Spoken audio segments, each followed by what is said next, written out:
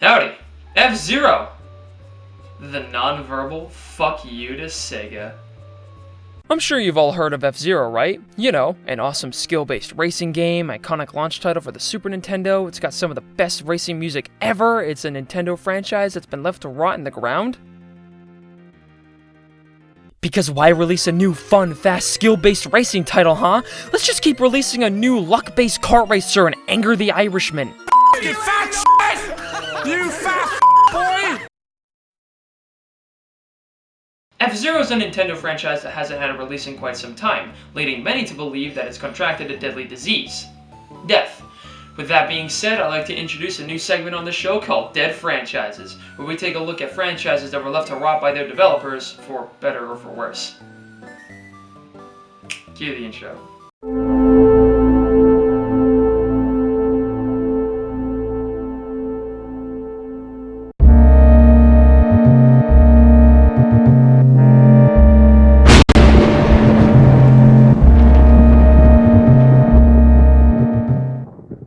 If you were a kid in the 90s, the only two things that mattered to you was A, looking ridiculous, and B, the console war going on between Nintendo and Sega, which started thanks to this nice little ad that Sega put out for their new console. Genesis does. 16-bit arcade graphics. You can't do this on Nintendo. Genesis does. 16-bit sports action. You can't do this on Nintendo. Genesis Does. Genesis Does. Genesis Does. Genesis. Does. But Nintendo. That little commercial turned quite a few heads, so how did Nintendo fire back, you might ask? Well, they basically went, Oh, NINTENDO'N'T, huh? and launched the Super Nintendo on August 23rd, 1991 here in North America, and it immediately dated Sega's advertising campaign on arrival because, yeah, the Genesis couldn't do anything like this. The Super Nintendo only had 5 launch titles, which seems minuscule, but Nintendo went for quality over quantity here, and as much as I would love to talk about all of these games, we're gonna focus our attention on this little guy.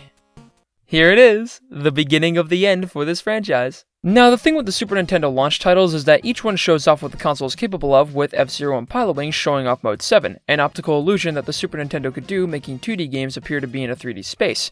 And while Pilotwings was a good use of the effect, I think F-Zero's was way cooler. But why was it cooler? Well, there are a variety of reasons I think that, and it all starts with the manual. Hear me out on this. Unlike Rad Racer or RC Pro-Am, where you just turn on the system and start racing with no real context as to why, F-Zero's manual gave you these detailed character bios for each racer and their cars, which is how you know that Captain Falcon is a capable bounty hunter, or how Dr. Stewart is racing on the behalf of his deceased father, using the very car that he designed. The manual also gives you an origin story for the F-Zero races as a whole, and context to why these 4 racers specifically are racing, so why don't we look into that? It is the year 2560. Earth's social framework has expanded to the stars. Businesses are carried out on an intergalactic scale, making a lucky few multi-billionaires. And similar to most rich people nowadays, instead of actually helping the poor lower class, the 1% of the year 2560 all collectively decide to spend their enormous amounts of wealth on over-the-top styles of entertainment. Specifically, a proposed idea for Formula 1 style races, but on an intergalactic scale. Immediately, the rich invested loads of their wealth in the construction of racetracks, along with vehicles specifically designed to race on them. However, during the construction, the designers decided to add many traps and obstacles to make things a bit more interesting. The public was of course outraged by this, at first, but over time they grew accustomed to it, and even eventually started demanding more. One sec. I really miss you, buddy. After the F-Zero Grand Prix was well established within the community, 4 racers met up to compete against each other. There's the aforementioned Captain Falcon and Dr. Stewart. There's also Samurai Goro, a gang leader who wants vengeance on Captain Falcon for stealing a bounty from him. And finally Pico, who likes to do this. F-Zero's story isn't too crazy. It's enough to get anyone invested, but that won't matter if the game blows. And thankfully, this game is pretty good. These controls are actually pretty responsive. You steer the car by pressing left or right on the D-pad, drifting is done with L and R, and you accelerate by holding the B button, gross. And every lap you can get a little speed boost that you can use whenever you want by just pressing the A button. I think the controls age much better than Super Mario Kart's. The drifting and turning here aren't perfect by any means, but they feel much better than in that game. The only issue I have is the D-pad isn't very precise for this kind of game. Sometimes when I go to turn, I either turn too much or I turn too little, and getting the car to go perfectly straight is also a bit of an issue, but that's just me personally. The music, man. Talk about a killer soundtrack. Every song here is just amazing, and it just puts you in the right mood for racing, you know? My personal favorites are Big Blue and Firefield, but any way you slice it, the soundtrack here is just fantastic and is definitely better than anything I could ever do. You suck! I haven't even played anything yet. Now the gameplay is racing, but with an interesting twist. For starters, a life bar. Yeah, you can just straight up die in this game, so having lives makes a bit more sense than compared to Mario Kart, and you can die in a variety of ways thanks to the hazards littered about each track. Hazards include landmines, magnets that pull you towards them and electrocute you, rough terrain, a jump plate, bumpers that also electrocute you, other cars that either just kind of exist or explode, assholes, and dash panels. Though there is a severe lack of multiplayer, which is a bit of a letdown. Like I said before, the controls are very good, though what if you had a preferred playstyle, like maybe you prefer speed over acceleration, or you're really aggressive and you enjoy ramming into other cars? Well, F-Zero's got you covered with a whopping 4 cars to choose from. Yeah, the game is lacking in the car selection, but it was a launch title, so I'm not going to be too hard on it for that. And besides, all 4 cars drive differently, so you will have a preferred vehicle that you want to play as. Just gonna say this now, I don't like how the Blue Falcon handles at all in this game. It slips around way too much and is hard to handle for me. Same goes with the Golden Fox. It's not as bad, but still hard for me to properly control. Not to say that these cars don't have their benefits, they both have great acceleration and loose handling, making some hazards really easily avoided, and it makes sharp turns no longer an issue. However, they're both very susceptible to damage, which means playing them requires more graceful driving.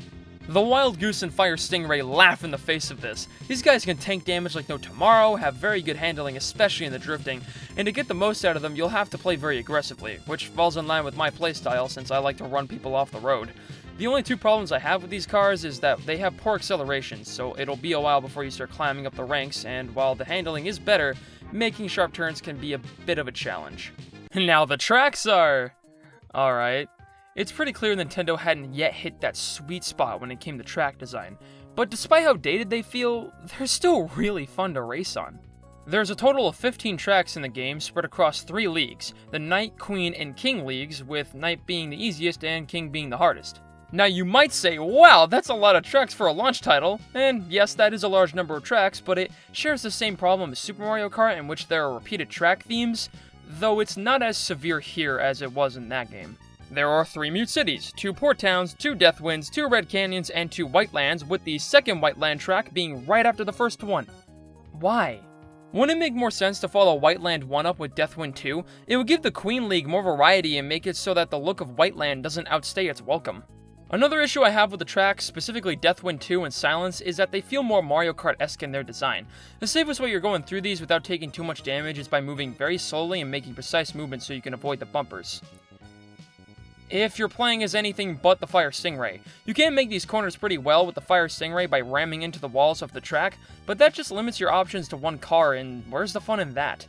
I don't hate these tracks, it's just their flaws become more apparent when the rest of the selection is of higher quality. Also, Port Town.